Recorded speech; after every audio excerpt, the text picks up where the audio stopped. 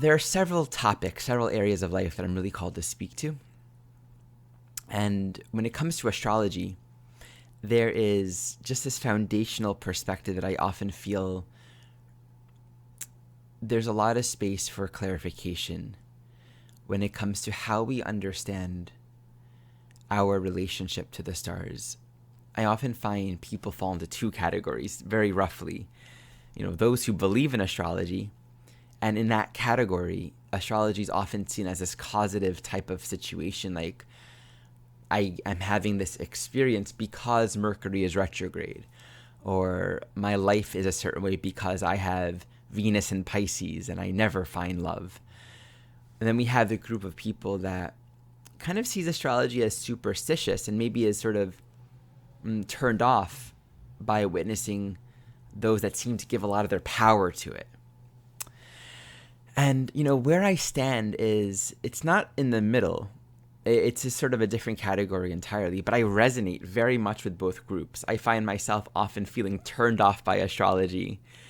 And I also find myself living it, like breathing it, living it, eating it, pooping it. It's like, it's my whole reality. But I can identify with this notion of causation. And that's where I want to start. In astrology and also in life, there's a tendency to think of our experience in terms of causality. This is causing me. You are causing me. You are making me feel this way. The planets are making me feel this way. And what I find is more true is when we are thinking in that way, we're observing a seeming occurrence of dynamics and we're ascribing causality to it. So you do this and I feel this way. It's easy to settle for, thus, what you did made me feel this way. Mercury goes retrograde and I'm having all these issues. Thus, it's easy to conclude when Mercury goes retrograde, I have these experiences. The truth is, however, if we investigate, and this is again not even related to astrology, this is just any life experience. Whenever we investigate the present moment, whenever I investigate the present moment, I find that there's actually no causality to what I'm experiencing. That the causality seems to exist in my mind, in my thoughts, in my beliefs, in my projections of what's happening. But there's actually more of a simultaneity to my experience. So for example, if someone says something to me and I feel horrible, like they'll say, "You're a fraud." And I'll feel like, oh, I'm not authentic. That sucks. I feel horrible. I shouldn't teach. I shouldn't share. I shouldn't do sessions. They're not making me feel this way. In fact, they couldn't possibly say something, do something, give something that elicits a response in me that wasn't already existing. So what they brought forth resonated with an existing dynamic inside of me, perhaps an existing state of self-doubt, of not believing in myself, of judging myself. And that's true in general. People can only hurt us relative to where there's a space within us that resonates with exactly what's being brought up. And so they're not causing us to feel a certain way. They're actually resonating with how we already feel, but perhaps weren't conscious of in that moment. Something that was already inside of us. And when I investigate this in my life, I 100% of the time consistently arrive at the awareness that life is always simultaneous to me. Everything's a reflection of what's inside of me. And so what people are giving to me, it's not this objective reality of they're doing something or they're giving something to me. It's 100% an outpicturing and reflection of a simultaneous reality existing inside of me. And I find that life is actually more of this dance of all these characters dancing in unison. That everything's happening with oneness to what's inside. And honestly, this realization for me is never ending. I feel a deep, deep richness for all of us in uncovering this understanding of oneness, this understanding of simultaneity, of unity. And in a way, the extent to which we're living in this causality, we're going to hold ourselves in some sort of opposition to reality, where things have to be a certain way for us to feel a certain way. And of course, we're on this journey and we're all in some way depending on the outside. And so I'm not advocating for any kind of spiritual escaping or whatever. But there's this ongoing potential to realize a greater empowerment and sovereignty within ourselves as we realize more and more deeply that everything's already inside. And when we take this into our intimate relationships, that's a total game changer. Because then we engage in their relationship in a way that actually allows us to discover and embrace our own full self. And what they get to offer to us when we're not depending on them to make us something that we're not. But rather we honor and respect them as always reflecting to us what's inside of us. We can face our illusions. We can face all the places that are calling for love and compassion and forgiveness. All the places that we are in argument with our true self, with reality. So life is always offering us this invitation. And again, it's something that I feel is profound. It's not just a light concept that I feel we can, all of us, unravel the truth of this deeper and deeper and deeper and deeper. So let's take this to astrology. It's very easy to settle for that observed perception of causality. But if we consider that life is one with itself, reality is one with itself, it's not divided. There's space to acknowledge that what's happening up there is happening in here. And that the movement of the stars are one with the movement of reality. And reality is whole and undivided. So when I look at Mercury retrograde, or when I look at Venus in Pisces, what I'm thinking about is, what is unfolding in oneness? What is the phenomenal experience of reality manifesting itself right now? Not a matter of causality, that you are affected by having Venus in Pisces. No, that your Venus in Pisces is a reflection of an internal reality. It is a statement for the condition of your own soul, for what's inside. Just like you have a body, I have a body, we all have a unique vehicle and form that we're manifesting. Our bodies, our expressions as individual beings don't make us what we are. They're not defining us. Rather,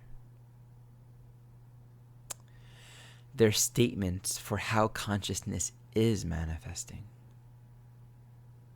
Who we are at our core is not these bodies, is not a chart signature.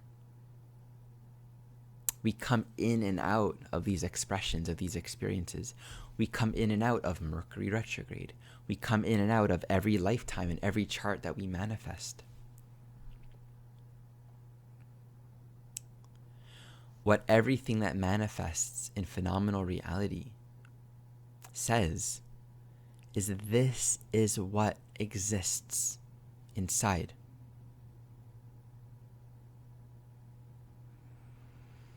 This is reflecting the internal condition of consciousness, but it is not defining the ultimate reality of consciousness. The ultimate reality of consciousness cannot be defined because it's not phenomenal. It doesn't come and go.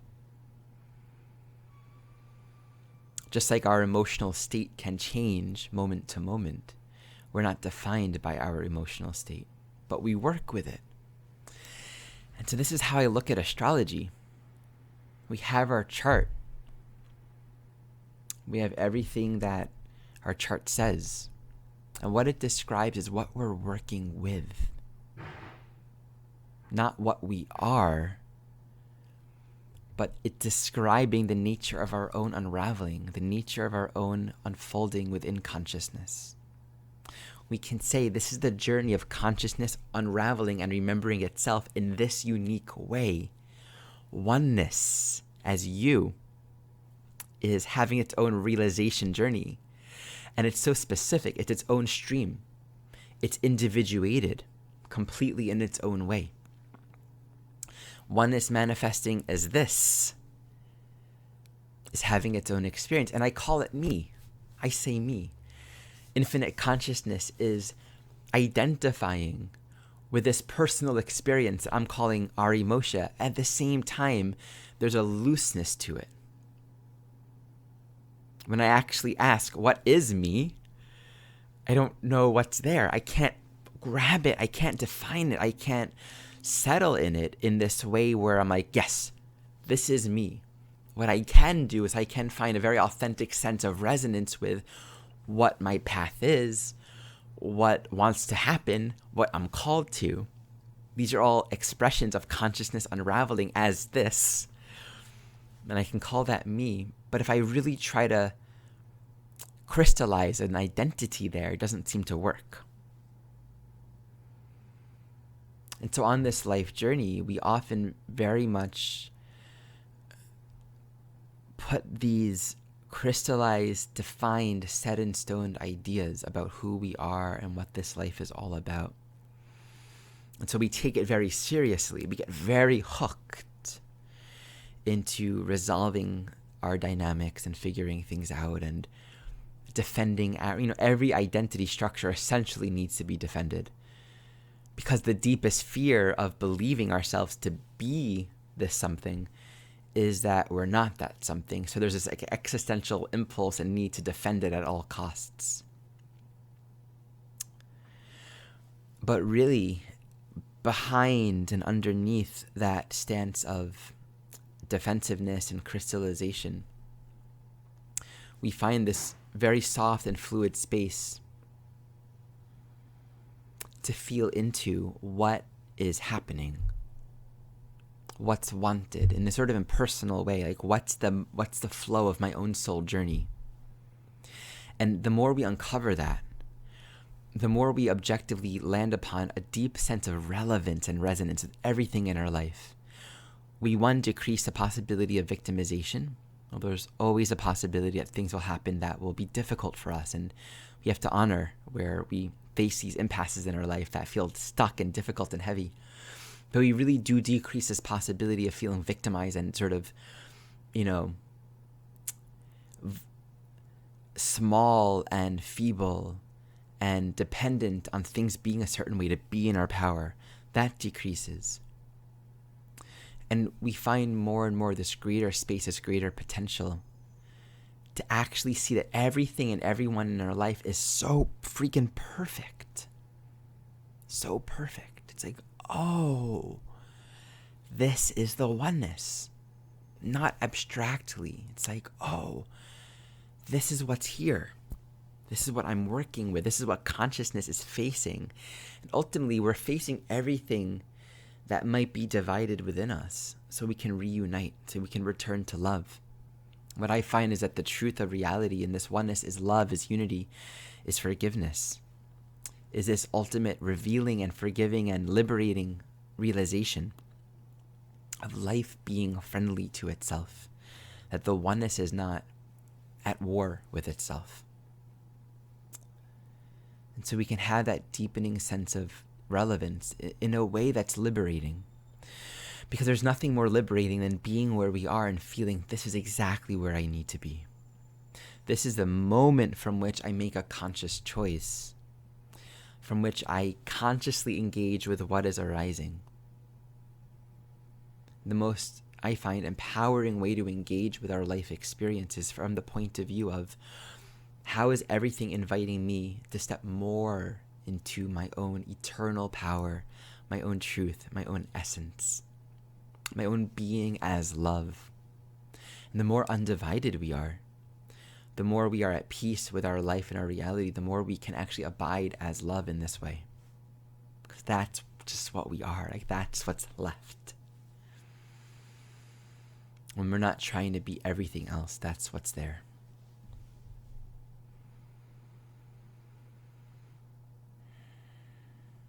And we can find this with our charts as well. So what I really want to teach and convey in my work with astrology, although it honestly, it's astrology, but it's everything. And astrology is a part of everything. So it's apparently a part of my dharma at this time to be talking about astrology, because that's what's arising here. That's how my path is currently showing up. And so I'm following that. It's bringing this teaching and this awareness of everything as one, including astrology. And it's a joy, it's a beauty to go into the nuances of astrology from an undivided mind, to really explore how astrology, how your natal chart is describing the terrain that you are working with, from which consciousness is unraveling to realize itself. And thus it is not a curse, it is not a blessing, or we can say everything's a blessing.